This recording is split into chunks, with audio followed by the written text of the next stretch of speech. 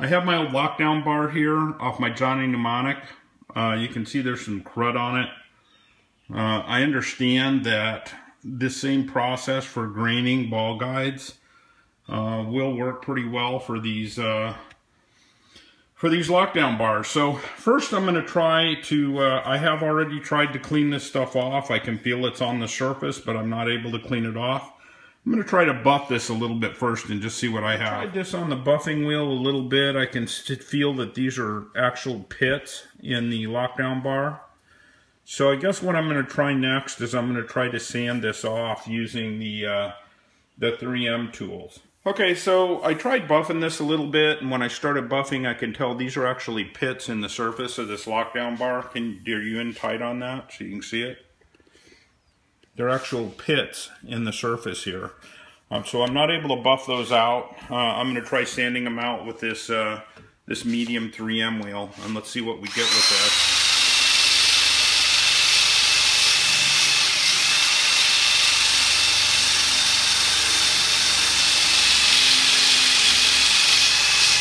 Wow, seems to be making a pretty big dent in that lockdown bar. That's my medium grit.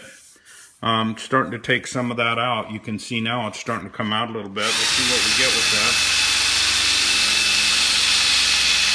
Of course, it's just going to give you kind of a satin finish with this, but you can sand it further and then actually polish it back out again. Yeah, it's still got a lot there, so I'm going to continue to work this a little bit.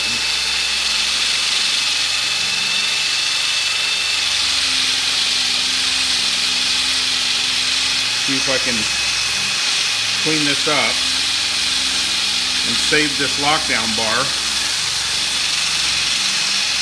or at least make it look a little better until I can get another one. I think I can probably get this out though from what I'm seeing here. You can see now a lot of that's come out. It's a lot less noticeable. I'm going to work on this a little bit, and you know, I'll come back. This will take a little time, and I'll have to continue to sand this down a little bit, but I'll come back when I get ready to show you the next step. Okay, so now I tried sanding this. These are too deep to get out, if you show that.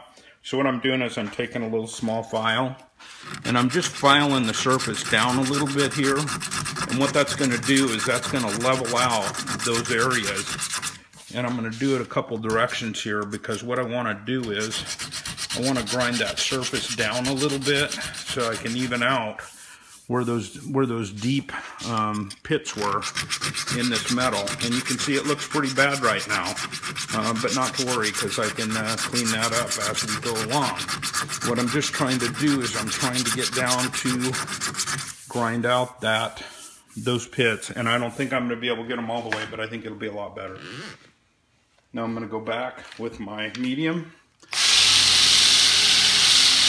and you'll see I'm sanding out those file marks that I just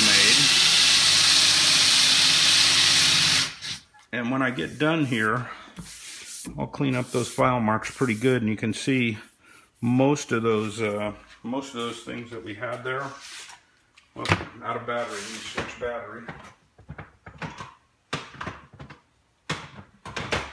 What you can see though is, as we work this, we will slowly but surely make that look better and better. We'll get rid of all those scratches that I just put in there with the file, sand those out, and you'll see it's like 1,000 times better than what it was when we started, and it's not going to be nearly as noticeable. So anyway, this is how that lockdown bar turned out with a little bit of work. You know, there's still a little bit. If you go really close here, you can still see there's a few little marks there that are still in the metal. But for the most part, you're not even going to see that when it's on the machine. You're going to be playing the machine, you're never going to notice it.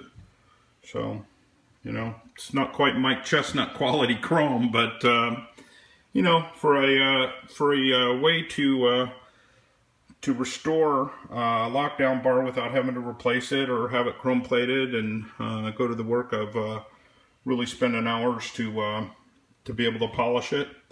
You know, it's a really nice, quick and dirty way to clean it up, make it look nicer.